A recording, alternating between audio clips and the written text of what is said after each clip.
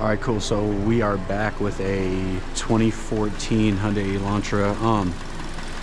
This lady came in this morning, said that her she couldn't accelerate past 30 and that the RPMs just dropped out and that they wouldn't show every time she touched the gas. So, you know, I've had that issue on Hyundai before in the past, so I'm just scoping the crank sensor.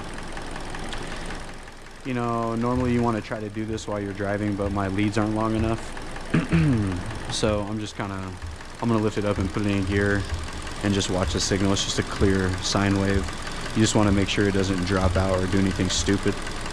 I'm probably going to recommend that this sensor be replaced anyways. That's just a popular thing with Hyundai.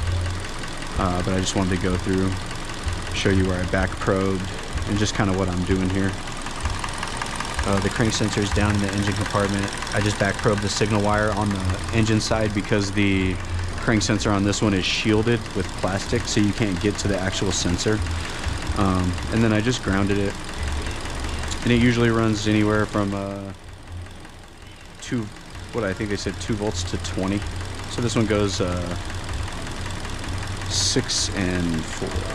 So, and we're just watching the integrity of it. It looks pretty good. I'm gonna let it run for a while and let it get warmed up. Usually these will just drop out when you have vibration or heat. You need to find out how long she was driving, but I guess this just happens. This is the second time it's happened to her, but I have no codes in the module. Thought it'd be just a cool little thing to show. It's a little problem that I deal with all the time here, so. But I mean, it looks pretty good. That little key is the top dead, so TDC. I mean, it's